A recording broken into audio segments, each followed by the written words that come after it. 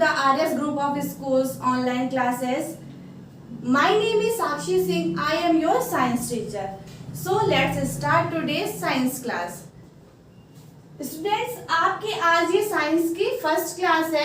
बेटा, आज से हम अपना अप्रैल मंथली सिलेबस का फर्स्ट चैप्टर स्टार्ट करेंगे, जो कि है हमारा क्या, जंतुओं की अनुकूलताएं. क्या है? जंतुओं की अनुकूलताएं. तो चलिए इसको देखना स्टार्ट करते हैं. देखिए, जंतुओं की अनुकूलताएं, इसमें हम क्या पढ़ेंगे? जंतुओं की अनुकूलन के बारे में पढ़ेंगे. देखिए, हमारे सौर मंडल में टोटल 8 ग्रह हैं. कितने ग्रह हैं? 8 ग्रह हैं, जिसमें कि हमारा एक पृथ्वी भी है. पहले तो सौर मंडल में ग्रह कितने, पहले ये देख लेते हैं एक बार. पहला तो है हमारा बुध, दूसरा है शुक्र, तीसरा है पृथ्वी, इसके बाद चौथा नंबर हमारा आता है मंगल, पांचवा आता है क्या, बृहस्पति,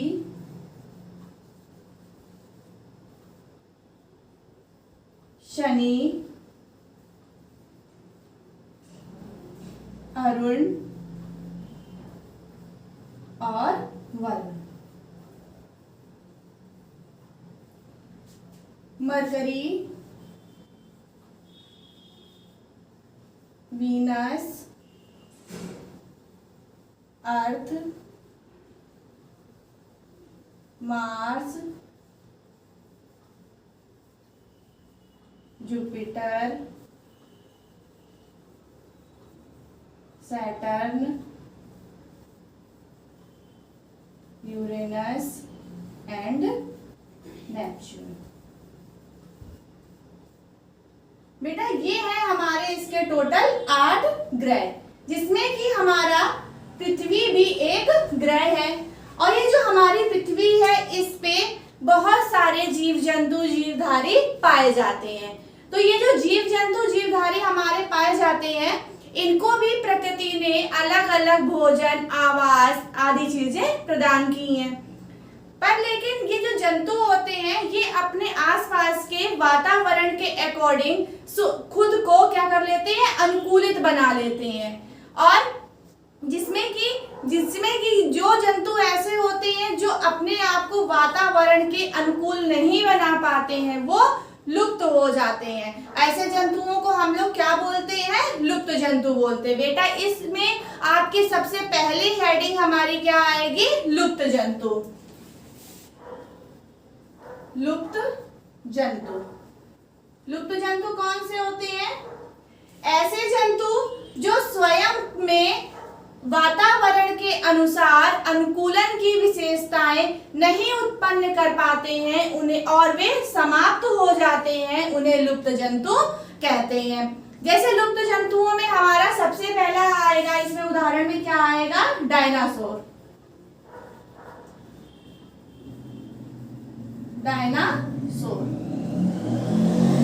डायनासोर जो ये डायनासोर थे, ये आज से कई वर्षों पहले पृथ्वी पर पाए जाते थे और इनका शासन हुआ करता था. पर हुआ क्या कि ये बदलते वातावरण के अनुसार स्वयं को अनुकूलित नहीं कर पाए और स्वयं को में उस प्रकार की विशेषताएं विकसित नहीं कर पाए, जिससे कि ये क्या हो गए? लुप्त हो गए. अब हमारी इसमें नेक्स्ट हेडिंग आएगी बेटा, अनुकूलन.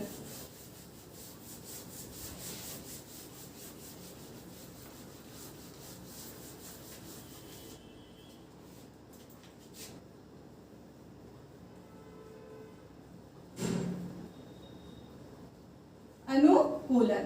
अनुकूलन क्या होता है? जीवधारियों द्वारा वातावरणीय दशाओं के अनुसार स्वयं को ढालना ही अनुकूलन कहलाता है. क्या बताया मैंने?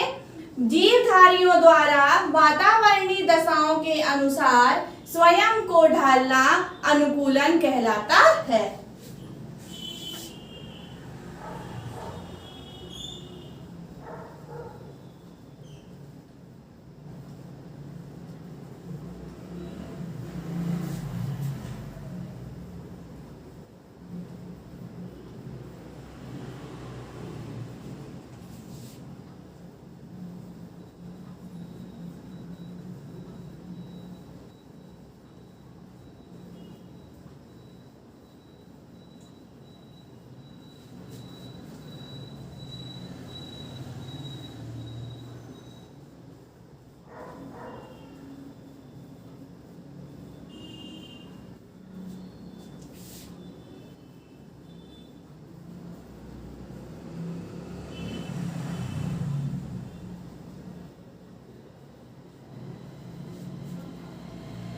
हो गया, जीवधारियों द्वारा वातावरणीय दशाओं के अनुसार स्वयं को ढालना ही अनुकूलन कहलाता है। और ये अनुकूलन के लिए जो विशेषताएं उत्पन्न की जाती हैं उन विशेषताओं को हम क्या बोलते हैं, अनुकूलता बोलते हैं। और अनुकूलता हमारी कितने प्रकार की होती है, टोटल 3 प्रकार की होती है। कितने प्रकार की होती है, 3 प्रकार की होती है, जिसमें कि हमारा फर्स्ट आता है निवास के आधार पर,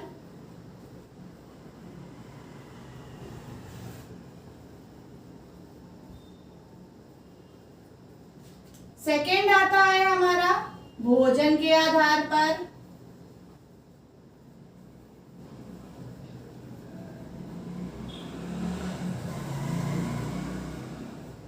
और थर्ड आता है हमारा सुरक्षा के आधार पर।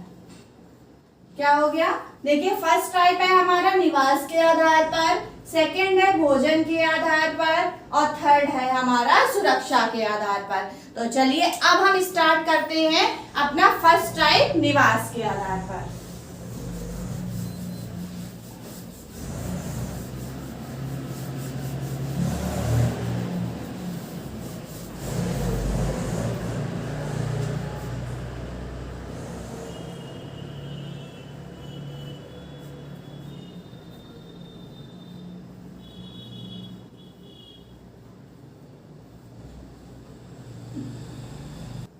निवास के आधार पर, निवास के आधार पर जो जंतु होते हैं उनको 5 समूहों में वर्गीकृत किया गया है।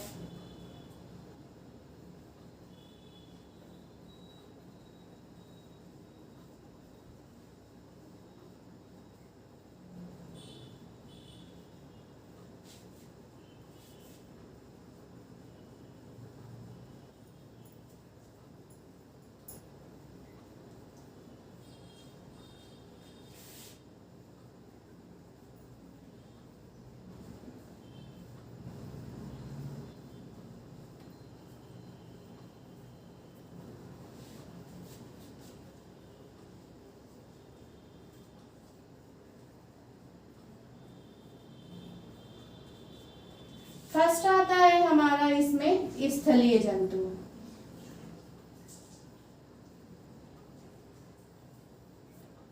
स्थलीय जंतु क्या होते हैं, ऐसे जंतु जो स्थल पर यानी कि जमीन पर रहते हैं, जिनका निवास स्थान भूमि होता है, उन्हें हम क्या बोलते हैं, स्थलीय जंतु बोलते हैं। इनमें चलने के लिए पैर, हाथ पाए जाते हैं और दौड़ने के लिए टांगे होती हैं।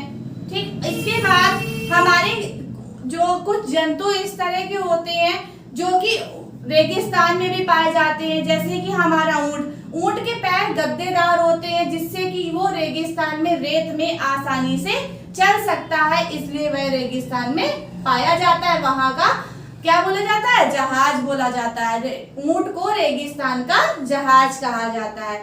और ठंडे प्रदेशों में रहने वाले जंतु जैसे कि भालू हमारे, इनकी जो त्वचा होती है मोटी होने के कारण ये हमेशा गर्म रहती है। और मरुस्थलीय जो जंतु होते हैं उनका क्या होता है कि उनकी जो त्वचा होती है वो उनको गर्म हवाओं से बचाने के लिए मोटी होती है। इनकी त्वचा कैसी होती है, मोटी होती है। अब हमारा इसमें नेक्स्ट आता है जलीय जंतु।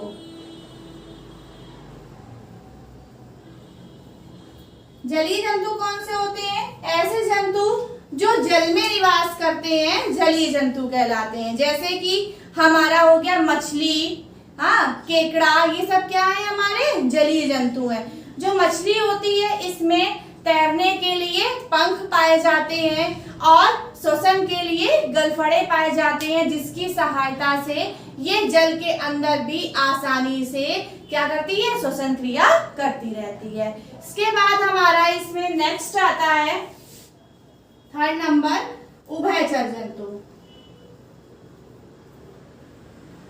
उभयचर जंतु ऐसे जंतु जो जल और थल दोनों में निवास करते हैं। कहाँ निवास करते हैं? जो जल में भी पाए जाते हैं और थल में भी पाए जाते हैं, उभयचर जंतु कहलाते हैं।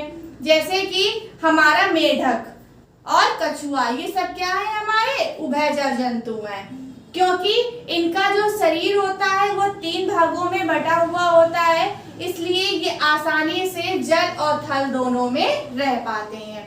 इसके बाद हमारा इसमें नेक्स्ट आता है 4 नंबर, वृक्षीय जंतु।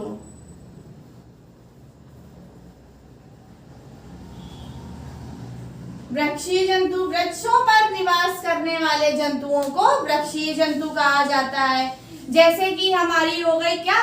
बंदर और छिपकली, गिलहरी, ये सब क्या है? हमारे वृक्षीय जंतु है, क्योंकि ये जो गिलहरी होती है और छिपकली होती है, इसके जो पंजे होते हैं ये इसको आसानी से वृक्षों पर चढ़ने में सहायता प्रदान करते हैं। और जो बंदर होता है उसके भी पंजे बहुत मजबूत होते हैं, जिससे कि ये आसानी से टहनियों को पकड़े रखता है। और जो इसकी पूंछ होती है वो उसका सबसे बड़ा सहारे का काम करती है, क्योंकि वो उसी के सहारे से पेड़ों पर उल्टा लटक कर झूलता है। इसके बाद हमारा 5 नंबर आता है यहाँ पर, वायवीय जंतु। वायवीय जंतु, कुछ जंतु जो वायु में रहते हैं, जैसे कि हवा में जो उड़ते हैं उन्हें हम लोग क्या बोलते हैं? वायवीय जंतु बोलते हैं। जैसे कि इन जो जंतु होते हैं हमारे, इनकी जो हड्डियां होती हैं वो खोखली होती हैं और इनके पंख पाए जाते हैं, जिसके कारण इनके अंदर वायु भर जाती है और ये आसानी से आकाश में उड़ते रहते हैं। बेटा, आपका निवास के आधार पर ये जो 5 समूह थे इनके बारे में आज हमने जान लिया है। अब हम इसके आगे नेक्स्ट वीडियो में अपने आगे के भोजन के आधार पर और सुरक्षा के आधार पर जंतु कितने प्रकार के होते हैं ये जानेंगे।